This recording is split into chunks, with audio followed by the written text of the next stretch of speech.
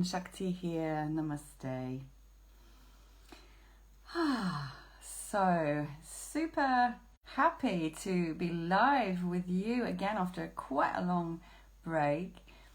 Those of you who follow me know that I've been moving into Glastonbury and really being in my flow and taking my time to recover after my father's death and moving house and all of those things that go along with the death of the parents. So yeah, I've really been taking my time before sort of coming back into the world of offering my beautiful services to you. So here we go into the power of stillness.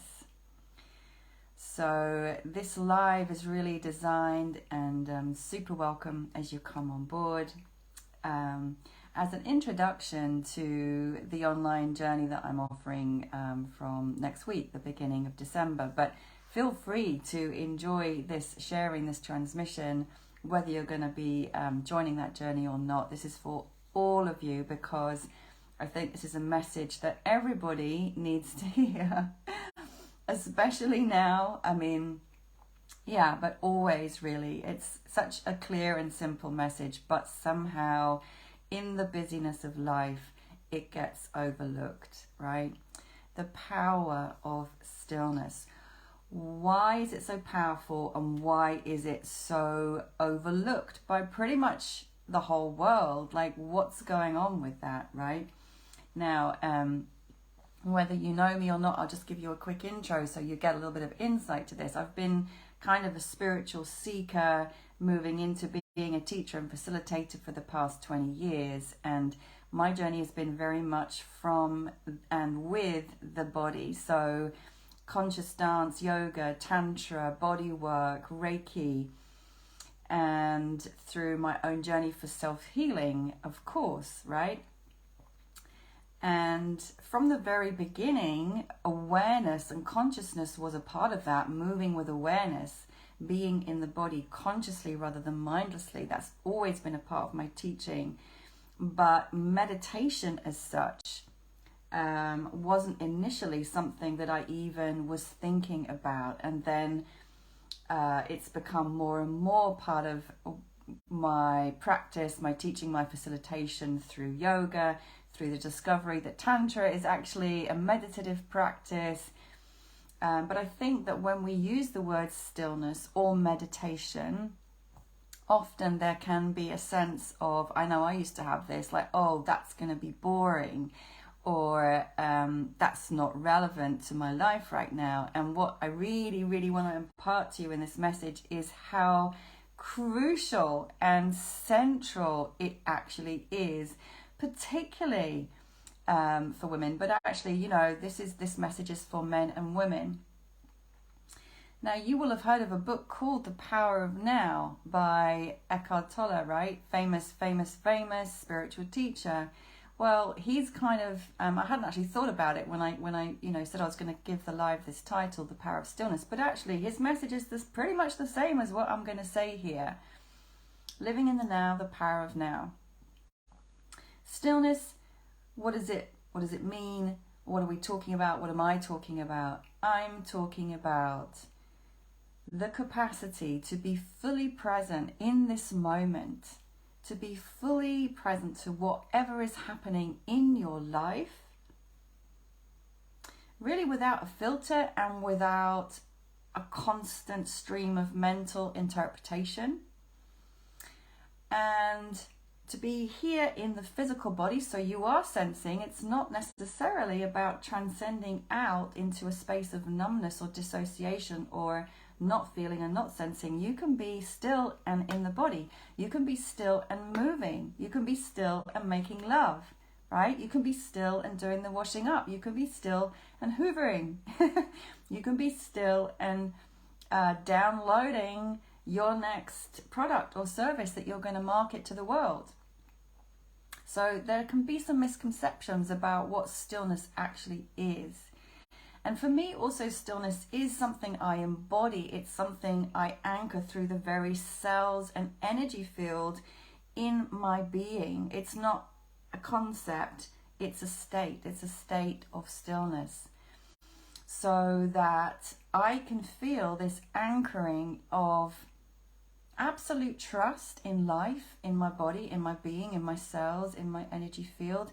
And like, maybe if you have an image of it, like we all learn and receive things in different ways. Like if you visualize a lake or a pool of water or an ocean and it's still, right? Imagine that. Just bring to mind the image of a pool of water that is completely still. And so then, you know, of course, wind comes, gales come, somebody throws something into the water, somebody might jump into the water, right? So then there are all these ripples and waves and sometimes bloody tsunamis, right? By the way, I'm an emotional projector in the Gene Keys, so actually I feel, for example, emotions incredibly intensely, more than most people. So I know very well about all these waves, right? We get triggered. However, even though this is happening, if you dive deep enough into that pool of water, into that ocean, into that lake, there is a still place at the bottom or deeper down or at the center. There's an unmoving place, right? That's one way of conceptualizing stillness. What I've also discovered through the tantric journey is actually, again, stillness is at the center, at the heart of everything. So however fast life is moving, however fast my body is spinning on the dance floor, like in chaos, you know, when you do the 5 rhythms, you will know the rhythm of chaos where we completely go crazy and cathar. It's one of my favorite rhythms. There's a stillness.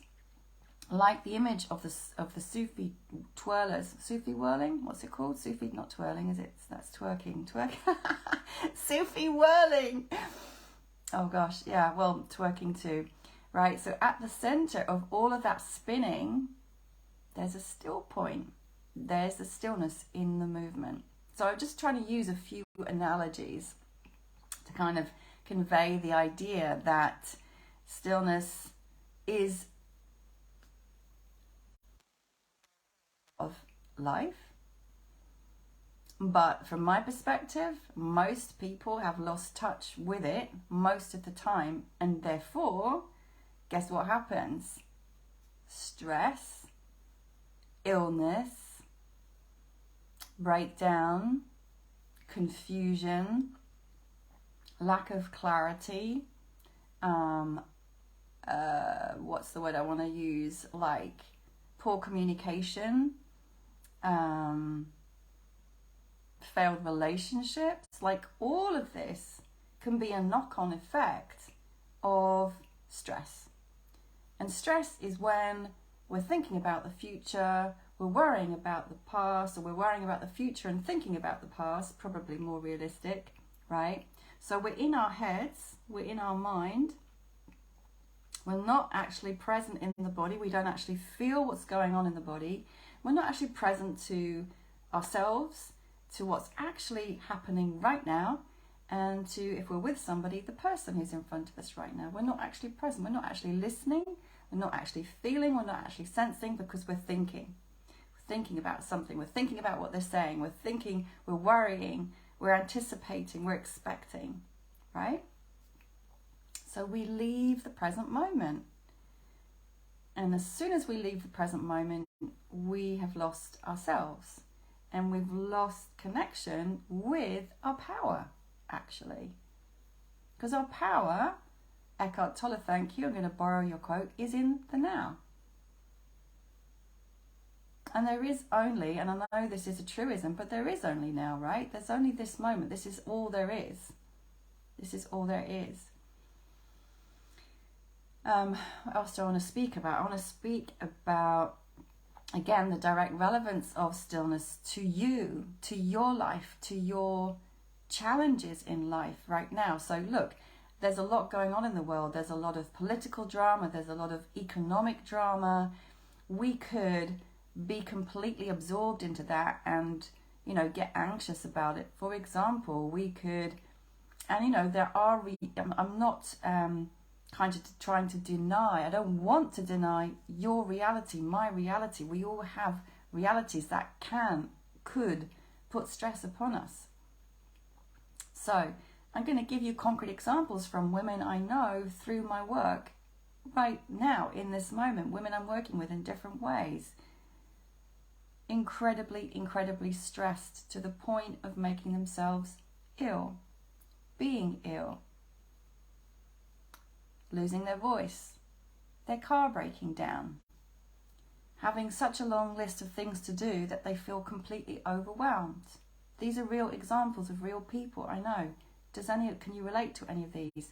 So much to do at work that you're working really long hours. You're working from early in the morning to late at night. You're not getting enough sleep.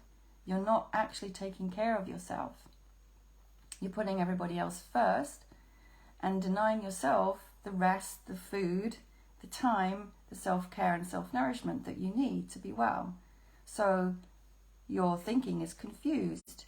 Your communication isn't clear, or it's not even happening. You're confused about what to do in life. You feel overwhelmed. These are all real examples of people that I know that I'm working with. Can you relate to any of these? There's too much to do. I've just broken up. Relationship breakup, the trauma of that, the sadness of that, dealing with that, processing that. Another real life example, people who are being triggered and aware of trauma that's coming up for them. The power of trauma to disrupt their life and to, you know, get in the way of healthy relating and to bring up some pretty deep, dark emotions. Real life examples. What's the relevance of stillness to that? Let me tell you, if it's not obvious already. So stillness that we cultivate through the body and mind, because yes, the mind is, you know, what we associate with thinking, overthinking, creating anxiety, but stillness for me is a body-mind experience. It's not just about the mind, it's about an embodied experience. So body and mind go together, they're not separate.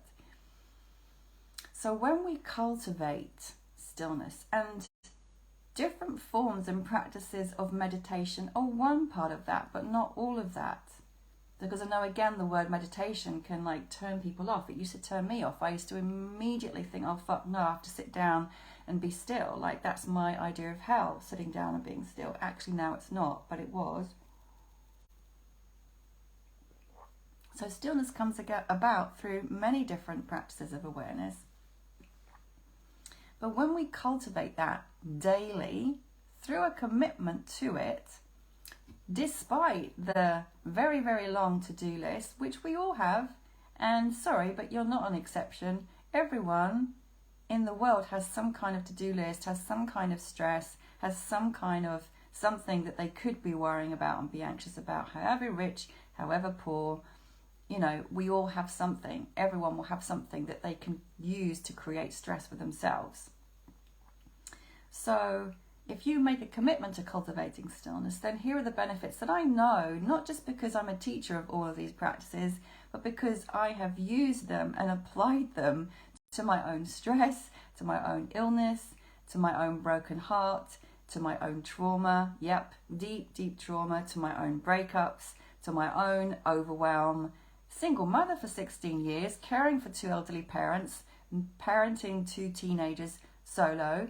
That's pretty full on, running a business as well, right? Navigating all of that with grace. I've used these practices, I've had to find them, so I'm not just talking bullshit. This is my own experience. Cultivating stillness in different ways, committing to that, the benefits, healing of the body and of the mind. Healing, mental clarity. You know, the biggest twisting of the truth is like, I've got so much to do, I can't possibly sit down and meditate for 5 minutes a day. I've got so much to do, right? The truth is, the more time, that's exactly when you need to sit down and be still for a start. And the more time you give to cultivating stillness, the clearer everything will be for you in terms of what actually needs doing and doesn't need doing.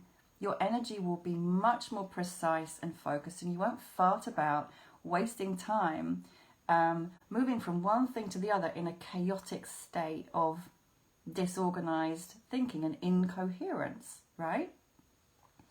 You will be able to respond rather than react to people, to triggers, to situations. So, for example, one of the examples I always give is when I got locked out of my flat, and, you know, what would most people do? Perhaps panic, think, oh shit, I didn't have a phone, didn't even have any shoes on. What would you do? You know, you could easily go into stress and panic about it. I didn't. I was kind of chilled about it, and a solution appeared pretty quickly, and I was back in my flat within 10 minutes. Don't need to go into the whole story now, but a state of stillness within offers up solutions that you won't be able to think about if you're in a state of stress, right? So creative solutions, I hadn't even added that to my list, but I'm going to add it now because I've just, you know, thought of another benefit that I hadn't written down. Creative solutions, right? Respond, not react. So important when you're relating. You know, who isn't triggered sometimes in a relationship with somebody? Who isn't triggered as a mother? Who isn't triggered as a child? However old or young you are, right? My parents used to trigger the fuck out of me. How do you respond? How do you react? My children, they didn't really trigger me. But what I found difficult as a mum was to experience them being in a state of confusion or distress or depression or anxiety or sadness, and to hold space for that, I had to hold my stillness rather than get lost in their state of being. And what I found was that by holding the pole of stillness, they calmed down.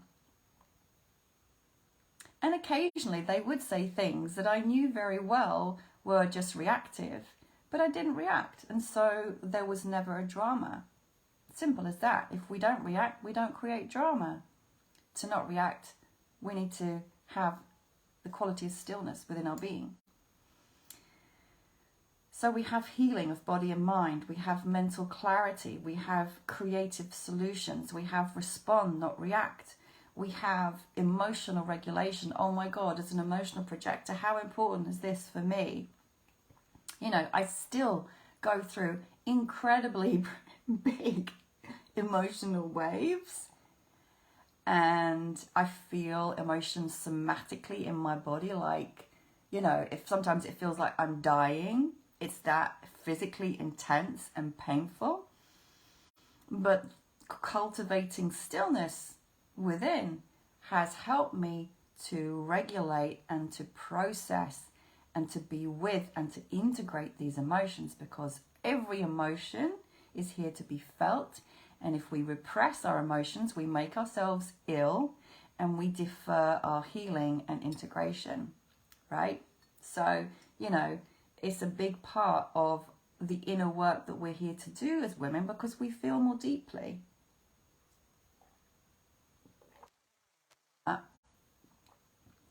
I think women are more naturally inclined to be intimate with their emotions, whether they express them or not. I think that is more part of the feminine. Let's put it that way. Yeah. And two more final points. For me, as a tantrika, as a yogi, yoga means union. It means divine union. It means union of body and mind. It means union of finite and infinite. It means me, Shakti, yoking. So yoga means to yoke, right? Yug, to yoke. It means to yoke with divinity. When that yoking, when that union happens, there is the stillness at the center. The beingness. There is the emptiness. There is the peace. There is the total presence. In the now, feeling, sensing. There is the inner union, of course, of masculine and feminine. So I often make this analogy. If it doesn't work for you, use a different one. But for me, stillness is a quality of the masculine. Movement is a quality of the feminine. These are the yin and the yang, the two poles, the masculine, feminine coming together. That's what tantric lovemaking is. Movement and stillness. So there's always movement and there's always stillness. But for a lot of people, they're constantly in movement and there's not enough stillness. Sorry, I'm moving. There's a lot. It's like rubbing your tummy and patting your head.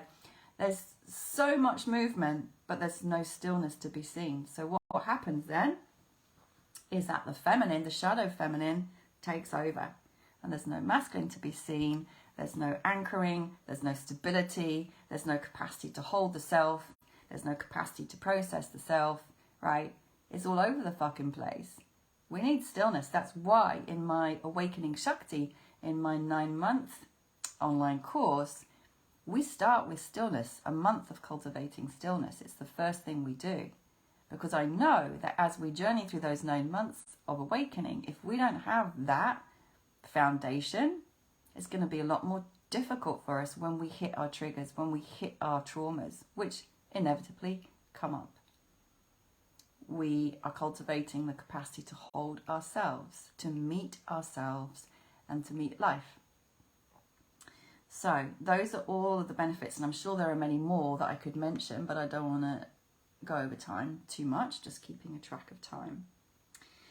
I wanted to also talk a little bit about why we avoid. It's almost like as soon as you say stillness or meditation, everyone's running in the opposite direction, even though, like, I can see, just going to say it as it is, it's the one thing everybody needs. Look at the world. Look what's going on. Look at yourself.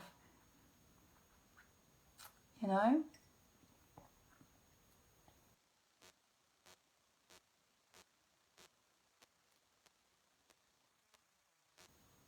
No money in the bank. How am I going to pay the rent? Do I stress about it? Do I remain in stillness? Right?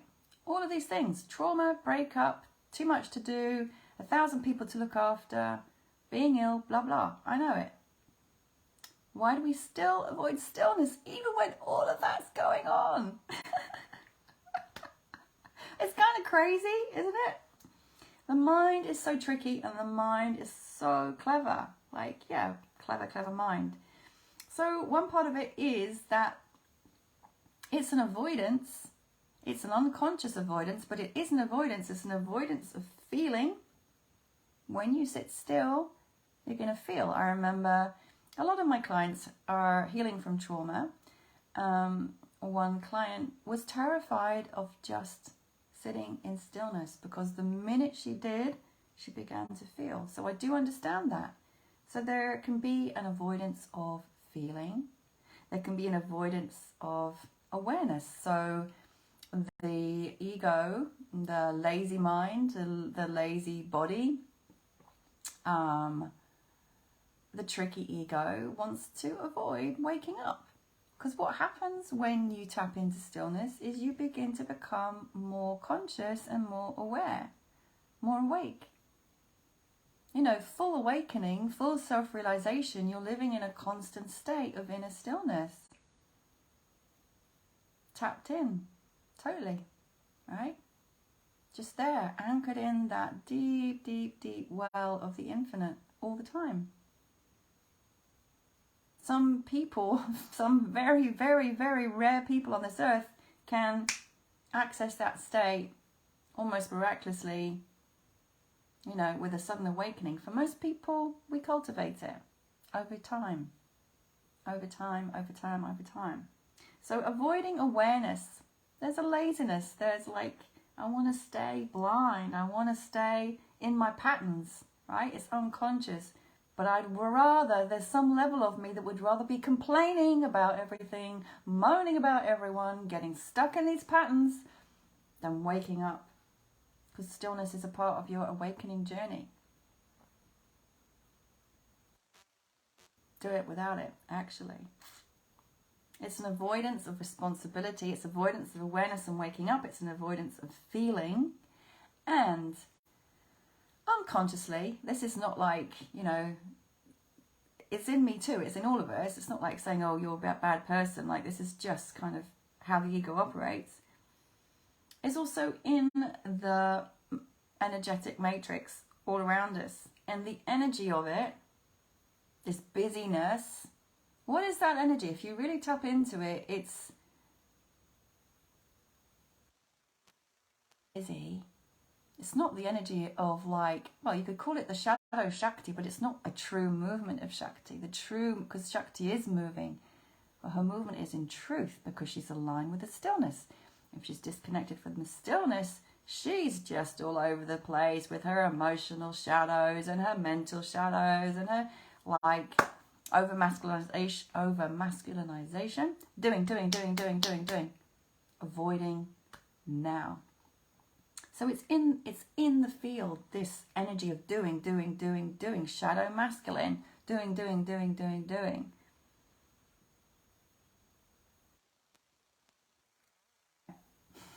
It's like being in a hamster wheel. It's the energy of fear, actually, driving that constant doing. It's the energy of, it's not an energy of love. Love is not driving itself up the fucking wall. Love is still. Love is accepting. Love nourishes. Love nurtures. The feminine is love. So it's an energy of fear, that busyness, that doing. And it's a belief system that completely has disconnected itself from the earth, from the mother, from the divine mother, I mean. It's unplugged, it's disconnected, it's separate, and there is no trust. There is no trust in life. There is no trust in life because the one benefit I forgot to mention, I've got a list here, is that when we cultivate stillness, we connect in with the flow state. Who doesn't want to live in a flow state where synchronicities happen, where you have a desire and you speak it to the universe and it manifests without you having to do anything? Who doesn't want that? Do you think you have to do all the time to get what you want? No. Just relax, chill out, be still, know that I am God, be still and know that I am God, and it will come. It's not going to come by you fretting about it, striving to get it, having a to-do list of 20 things and then feeling bad that you've only done 2 on the list. And stillness go hand in hand. Just like as I've said in some of my posts, I know I'm going to go over time a little bit, so stay with me if you can. I've come to Glastonbury. I knew I wanted to come here, so it started with the feeling I want to be in Glastonbury. Of course, I've known I wanted to be here for years. I've had to wait, but then like before coming here, I kind of got the knowing. Okay, I want to go to Glastonbury. I want to live in Glastonbury. I want to pay this much. People that I know, and nothing was opening, and I was just like, okay, something will open. I trusted. I rested back in stillness. I didn't go into panic. I didn't go into overdrive. I just thought, well, if it doesn't come about, something else will come about, and I'll make a new choice. But that's what I wanted. 2 days before I was due to leave where I was staying, a place miraculously opened. Perfect, beautiful, absolutely perfect. There it was. No stress, no overdrive, no overdoing. Stillness. Same happened again to bring me to where I am now. Beautiful, beautiful, beautiful home I'm staying in. It's gorgeous. 2 days before coming here, I didn't know where I was going to be. But I was anchored in stillness. And it manifested like that, in the flow. In the flow, right? So, personally, like when I see and I kind of talk about all of these benefits, I can't understand how anyone is not like, please show me how to cultivate this because I need it in my life, honestly. You know, I really can't But, you know, as I've said, there are these avoidance strategies, these get out strategies that are mostly unconscious and also so much a part of the collective overdrive energy, distraction. And of course, with so much tech around us now, with these phones that keep us addicted to like being online and like stimulating, right? It's exaggerated even more, this avoidance of being present in the now moment. And so, you know, we could go through the whole of our lives in that state of overdrive and disconnect and then die.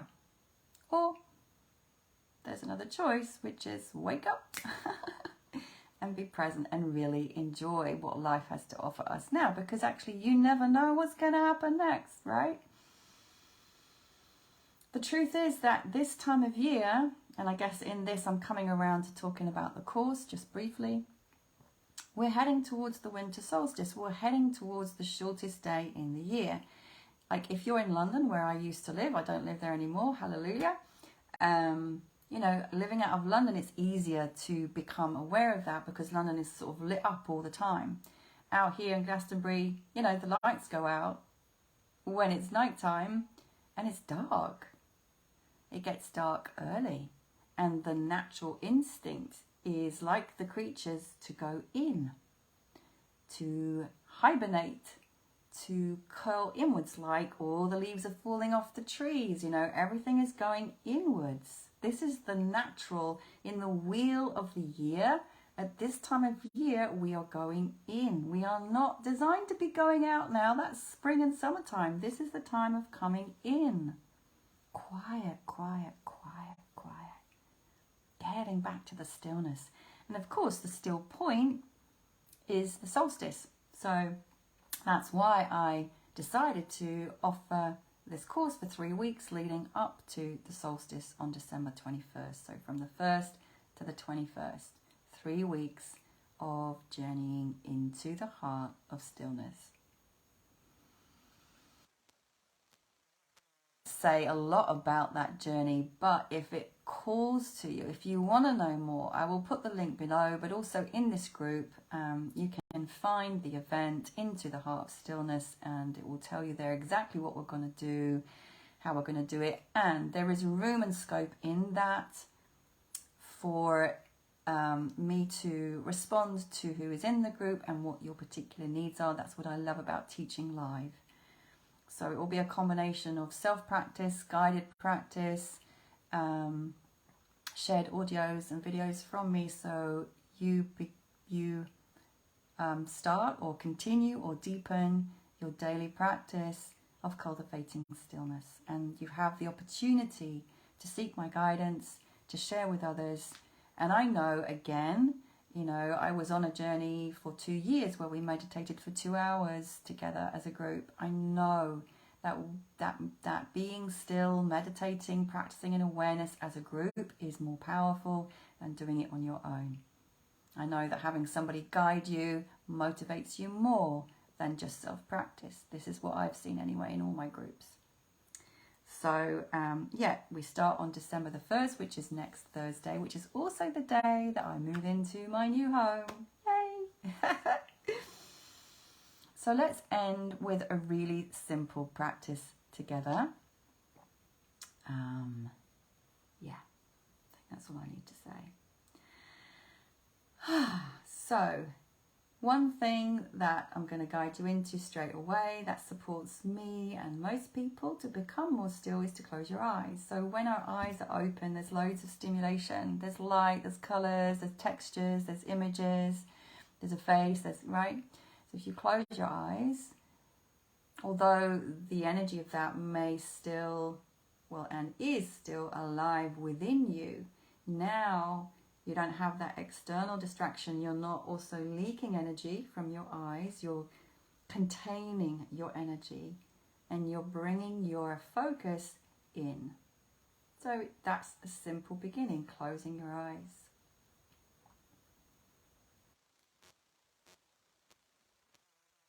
To suddenly sit up straight or do anything different, just close your eyes.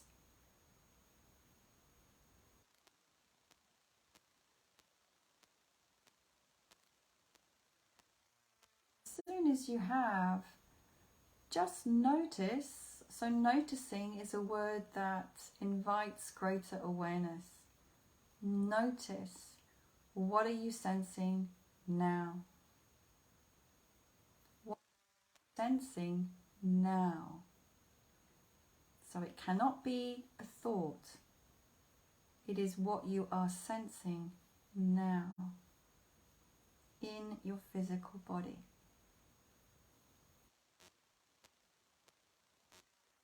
Notice the very first thing and then let it go. Aware if in me asking that question, a little bit of tension enters in. And if it does, accepting it. Another part for me of cultivating stillness is accepting everything that arises in my inner field. So, what are you noticing now? In everything you notice.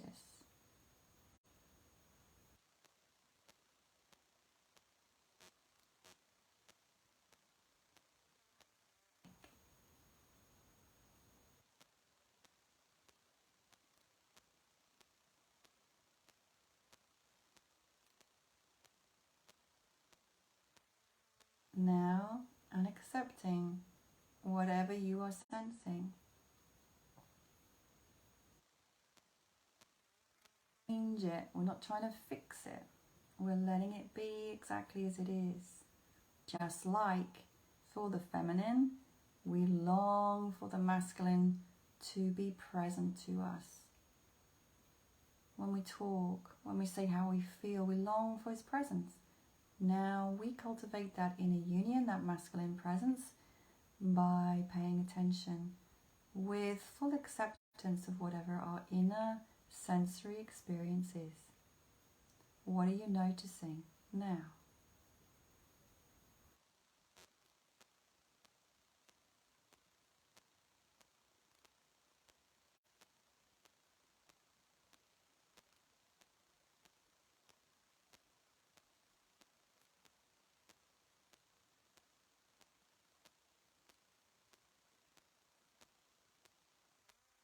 Do you continue to ask yourself, what am I sensing now?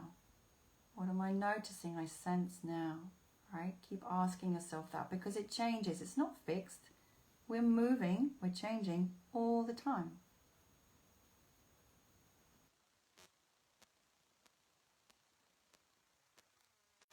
Notice an area of your body that is actually scrunched up or uncomfortable or holding tension that you hadn't been aware of. What can you then do to readjust? You know, I was just noticing that I was just very slightly like holding my left shoulder up just slightly. And then as soon as I became aware of that, I just let it drop into a deeper state of relaxation.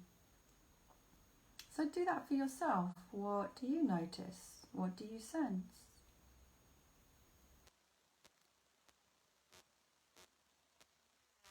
Adjustments you need to make to feel more comfortable. Because you can't be still if you're uncomfortable. If you're trying to hold your body in a particular way, you need to use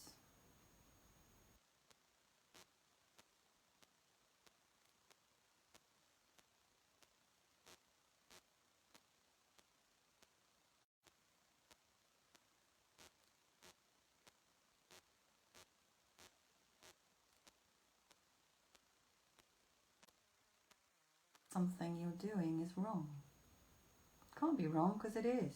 It is what it is. It is what you're doing. So how can it be wrong? In this moment,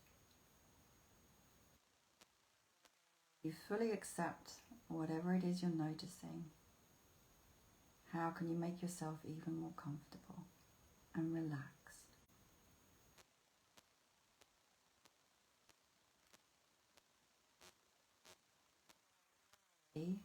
Experience yourself dropping like a deep dive from the surface. It's like you're diving down to the depths of the pool or the lake or the ocean, and going on at the surface behind, dropping deeper.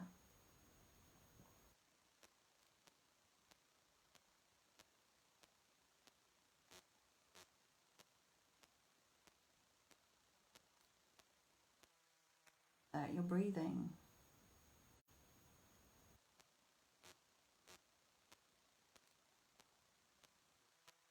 becomes your focus for a minute or two.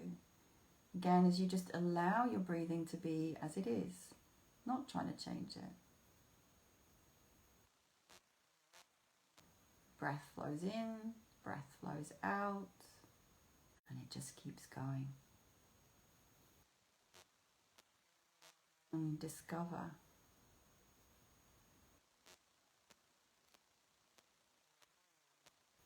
is that your breath teaches you about movement and stillness, and that the one is always present in the other.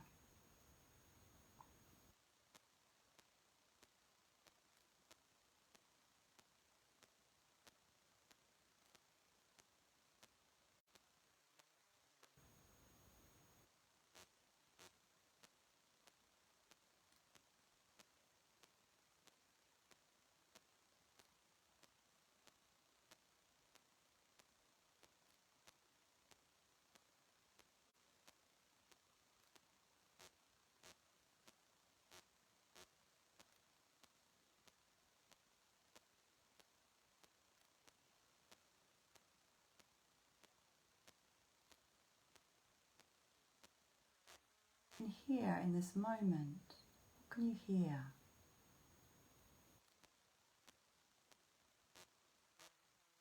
Deeper being and deeper stillness. And what can you hear externally?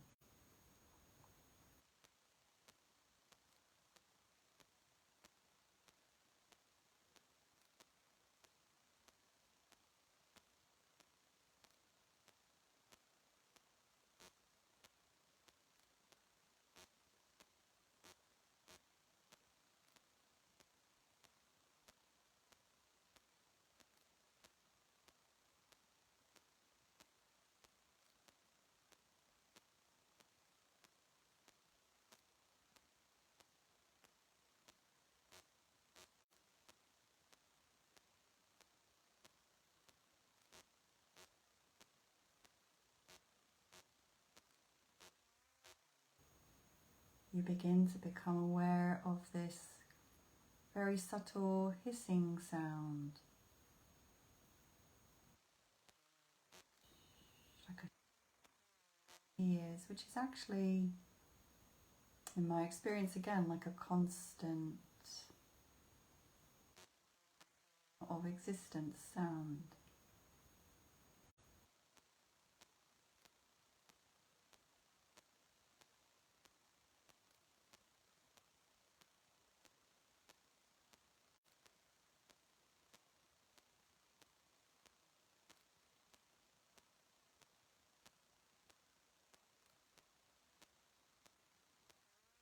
You experience yourself more relaxed, calmer.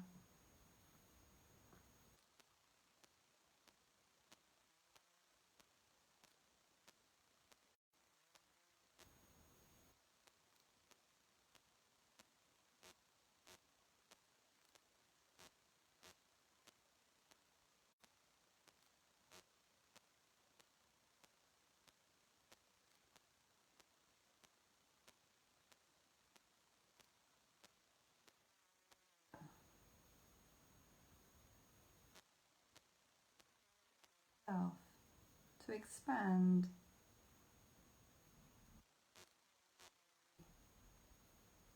all around your body,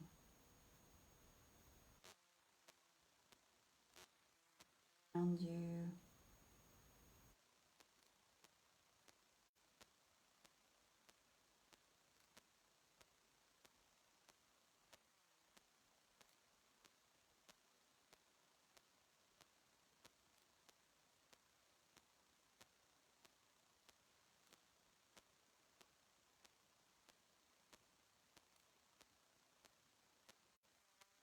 say that when we practice Shavasana, which is a deep relaxation at the end of a class, there's actually more nourishing to the body-mind often than sleep. Being into a state of stillness.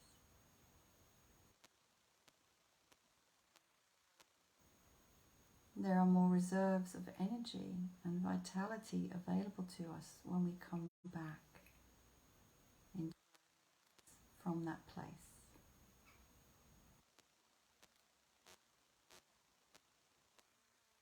Full of deeper breaths now, in through the nose and out through the mouth.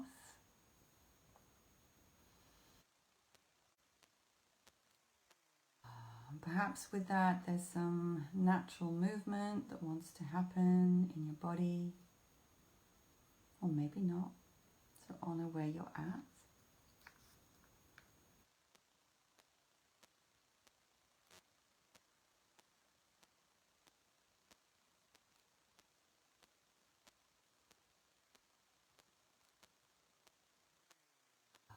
And then slowly open your eyes into your space.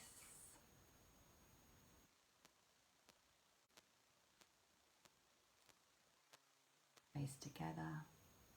And see if with your eyes open now, you can really still sense that stillness within yourself as you meet the world.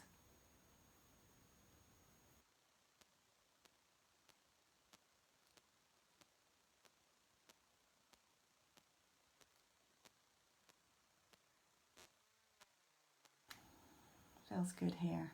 Feels really good. I'm going to love and leave you. If you have questions about the Into the Heart of Stillness journey, you can post them underneath this video, or you can message me. And I will also post the event link below, but you can also find it under events in the group. We're starting on December the 1st, going 3 weeks to the 21st. And my pleasure. And your investment, I didn't mention that before, is just £99, a nice round number. Yeah. Blessings. Take this stillness with you into your day, and I'll be back soon, sometime, when I'm guided to. Lots of love. Namaste.